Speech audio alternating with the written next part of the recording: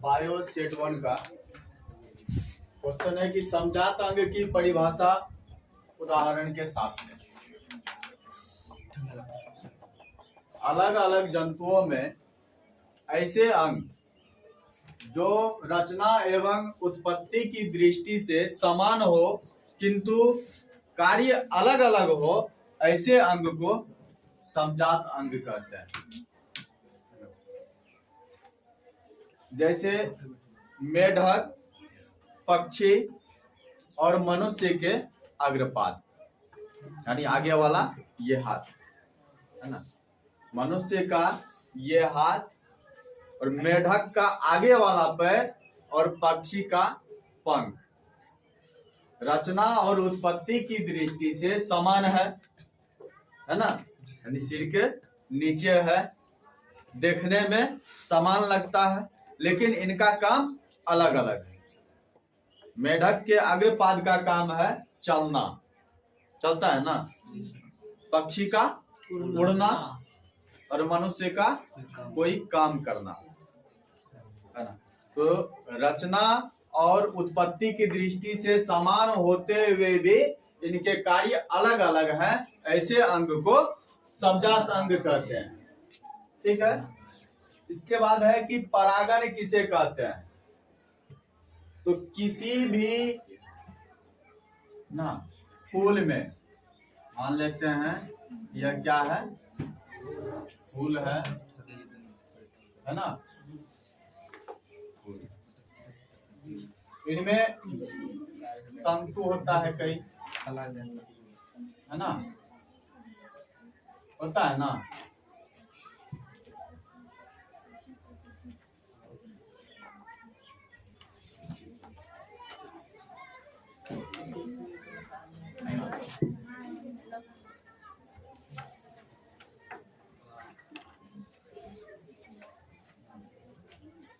पराग को है ना, ये वर्तिकाग्र।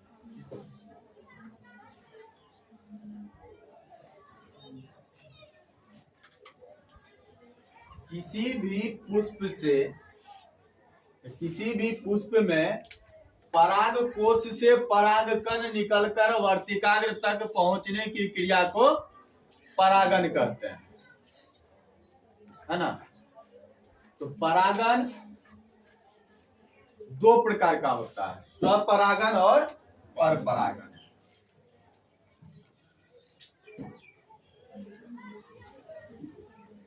स्वपरागण और दो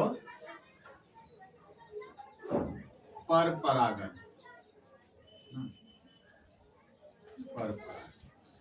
स्वपरागण कहते हैं कि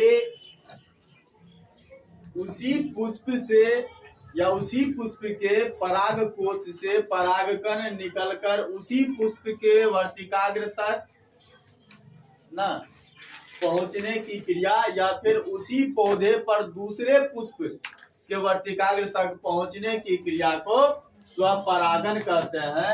जबकि परपरागण किसी न किसी माध्यम के द्वारा उसी जाति के दूसरे पुष्प के वर्तिकाग्र तक या फिर उसी जाति के दूसरे पौधे के पुष्प के वर्तिकाग्र तक परागकण के पहुंचने की क्रिया को परपरागण कहते हैं, है ना।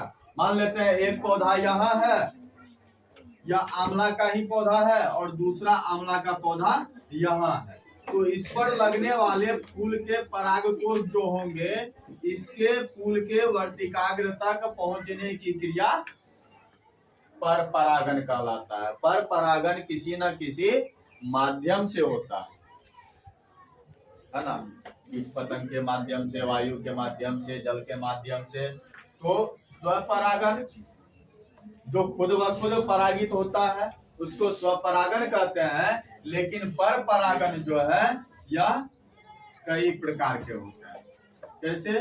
जैसे जल परागण,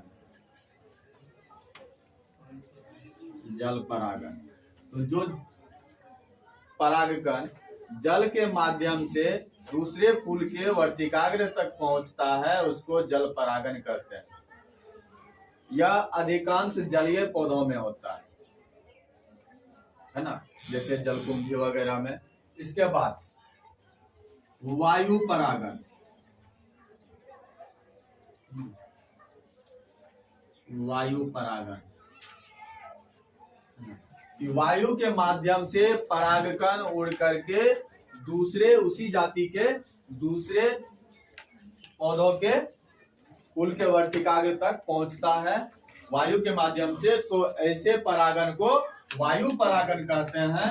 इसके बाद है ना कि जब कीट पतंग के माध्यम से, कीट पतंग जब किसी फूल पर बैठता है तो उनके पैर में परागकण लग जाता है, और जब दूसरे पौधे के फूल के ऊपर बैठता है तो उनके वर्तिकाग्र तक जो परागकण पहुंच जाता है, तो ऐसे परागन को कीट परागन कहते हैं,